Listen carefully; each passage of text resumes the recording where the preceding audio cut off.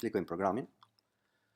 Hapet programi, kjo është faqja kryesore që hapet programi, klikojmë vazhdo dhe do dalim tek faqja e linkjeve. Këto janë në krahun e majtë të gjitha linkjet që janë ditare dhe regjistrat bazë për mbylljen e bilancit, dhe në krahun e djathtë dhe këto me jeshile janë pasyrat pra mbështetëse edhe analitike.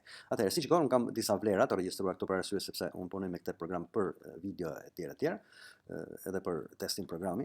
Atëherë, vazhdojmë me disa regjistrime të shkurtra. Fillojmë për shembull me blerit. Këtu kemi pra bleri, arka arktime pagesë, banka arktime pagesë, pagat, prodhimi, shitje, amortizim, import, eksport, detaj për ndryshme, flet kontabilizimi, libri i madh, bilanci etj. Tani, fillojmë nga fundi, bilanc, libri i madh, flet kontabilizimi, detaj për ndryshme, amortizimi, pagat janë ditar që ti absolutisht nuk do bësh as më të vogël regjistrim sepse të dhënat më herë regjistrohen në mënyrë automatike deri në nxjerrjen e bilancit. Pra bilanci është bilanci përfunditar që është ky dhe bilanci verifikues që është ky që ka edhe këto si shikohet llogaritë e shpenzimeve këtu dhe në të djathtë të ardhurave.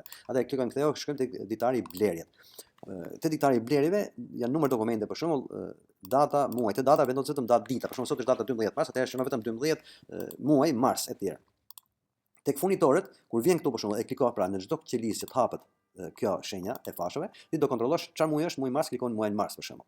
Okej? Kur dalësh te furnitorit, nëse hapet kjo, pra ka fashët e do ta hapësh, do të gjesh furnitorin që ta klikosh. Pra nuk bëhet më të shkruar, pra lëvizja bëhet me tab dhe zgjidh. Nëse furnitori nuk duhet të jetë, nuk është këtu, atëherë do shkosh në të djathtë ke furnitor, këtu është 31 që e klikon. E shto për shembull, supozojmë AA SHPK. Nëse ka vlerë në fillim, ta shënojmë për shembull 20.000 lekë ose 200.000 lekë, atëherë kjo, pra emri i është shtuar tek furnitorët dhe do del edhe tek blerit edhe tek pagesat te banka ose arka pagesë. Atëherë, kemi ardhur këtu për shembull, pra këtu e kemi fashën kart ABC-ja. Atëherë, vazhdo me e shënojmë ABC-n, e marrim ABC, e supozojmë numër dokumenti 12, data 12, muaj mars. Atëherë furnitorin e zgjodhen pra, ta nuk bëhet më shkruar me zgjidhje, dhe shënon dhe njiptin, atëherë tek kjo çfarë është, supozojmë që kemi mall për ishit, atë 351-shin, vlera supozojmë 100.000 lekë. Lëvizet me tab gjithnjë, nëse bëhet fjalë për blerje mjete kryesore, siç është makineri pajisimi dhe transporti apo inventar ekonomik, vlera shënohet direkt këtu ose këtu varet çfarë lloj mjete kryesore është, dhe nuk shënohet as numër llogarie këtu dhe as vlerë këtu. Pra shënohet automatikisht vlera e tatueshme këtu. Tek kur vish të veshëja kemë fasho e zgjedh është 0, 6, 10 apo 20%. Supozojmë 20% automatikisht llogarinë e llogarit. Kur bëhet fjalë për regjistrim qeraje, këtu ke një fasho me 0 dhe 1. Nëse nuk bëhet fjalë për qera dhe nëse bëhet fjalë për qera të shënosh 1, por do të shënosh 1 nëse tatimin e paguan ti, sepse kjo nishë ose 0, pra nishë llogarit vetëm tatimin.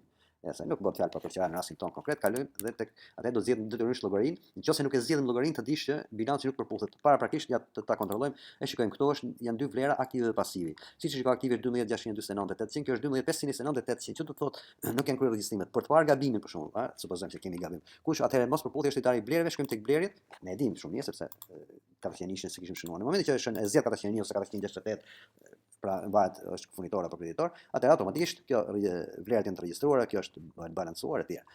Po kështu, pra me tab, edhe një herë, pra jemi këtu, e shënuam, e zgjodhëm, vazhdojmë me tab dhe krijohet rresht i ri. Pra kjo është e rëndësishme, nuk krijohet rresht i ri me shigjeta lart e poshtë, po flet vetëm me tab. Më kupton? Atëherë, kalojmë ktheu, marrim një ditar tjetër siç është ditari i për shembull pagat. Ose kalojmë tek banka e shpjegon këtë, po marrim banka pagesa, supozojmë se vënë likuidim furnitorit AA SHPK, meqense kemi regjistruar tek lista e furnitorit këtu del automatikisht emri, data për shembull supozojmë datë 20 mars është kryer likuidimi, zgjedhim mars me fashot. Për shkrimin e rëndësi është paguar furnitor, banka ka rëndësi ta zgjedhësh sepse kur zgjidhet banka këtu, për shembull zgjedhim bankën BKT. Këtu zgjedhim Tirana Bank, për shembull për të parë atë. Bëhet fjalë për shembull në lek, do shënohet kur bëhet fjalë në lek do shënon 1 kursin fillim, 1 kursin fund, okay? Edhe zgjedh ALL këtu, edhe vazhdo. Sa është likuiduar, supozojmë se është likuiduar 80.000 lekë. Edhe vazhdo automatikisht po të ishte valutë, do të kryej ose ardhmë me këmbimin ose shpenzime nga këmbimi i llogarit para vetë programit. Nëse ka para pagime, që ka pas dikur për shembull, dikush ka para paguar, në momentin që bën likuidim, pra e zbret në këtë formë. Atëherë tek llogarit këtu zgjedh furnitorin 401. Me tab vazhdo rreshtën e ri për të vazhduar regjistrimin e dokumenteve në vazhdim. Kthehun tani shikojmë tek furnitorët, do të shikojmë që AA SHPK kishte vlerën 20.000, 200.000, sa kemi shënuar nes 20.000 duket apo 200.000 kemi bërë. Po. U shtuan edhe 120.000 tjera, u likuiduan 80.000 dhe kanë nga ngelur pra 240.000 shëndetja në fund. Atëherë, ditar tjetër çfarë mund të shpjegojmë te ditari i pagave, që është shumë interesant. Ditari i pagave, kur i klikojmë pagë, kjo është ditar këtu që ti nuk do bësh asnjë lloj veprimi sepse thamë kryen në mënyrë automatike, në mënyrë automatike vlerat. Klikojmë kthehu për të regjistruar pagat, listë pagesat, kemi dy linjë, ke 19 personeli dhe 20 listë pagesa. Edhe listë pagesa është e njëjta situatë, këtu vërtet nuk ka emra, por kur i plotson vin automatikisht edhe detyrat edhe llogaritë bëhen në mënyrë perfekte. Shikojmë kthehu, atëherë tek personeli, këtu do bëhen ato pagat, për shembull Ida. Detyra që kryen skarën si nuk po zgjatemi, supozojmë paga është 120.000, Kastrioti, supozojmë paga është 100.000, pasi mbarojnë emrat, pra për gjithë personelin, nëse dikush është nga këto i dy punësuar,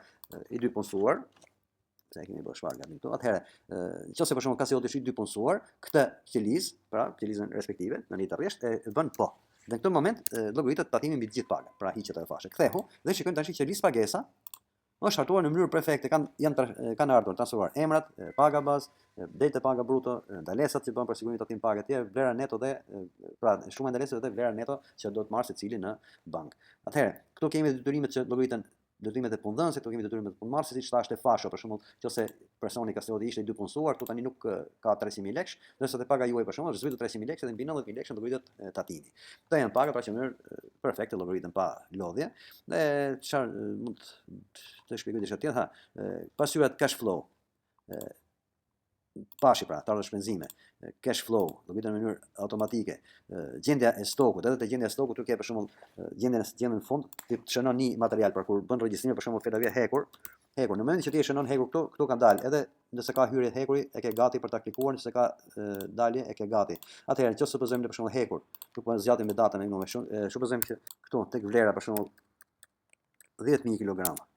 Automatikisht shtohen 10.000. Nëse në dalje për shembull ke bërë dalje hekur, zgjidh hekur, ke bërë dalje 3.000, automatikisht bëhet diferenca dhe gjendja këtu ngelet 7.000. Pra këtu merr gjendje që është në fund, pra kur pa hyrje dalje. Sa herë që ke hekur pavarësisht kur mund në çfarë datash, në çfarë rreshti mund të jetë, të gjitha vlerat mblidhen automatikisht të heket vetëm këtu. Atëherë, nga kjo gjendje, pra gjendja e stokut, edhe automatikisht fleta e inventarit të kryhet dhe të bëhet e gatshme. Ja ku e ke fletë inventar për lëndën e parë, sepse ke edhe lëndë që janë në vazhdim, hekurin ka ardhur këto gjendje. Nëse të bësh inventare ke këto dhe ti do plotësosh diferenca kur peshohen, numërohen dhe materialet e tjera.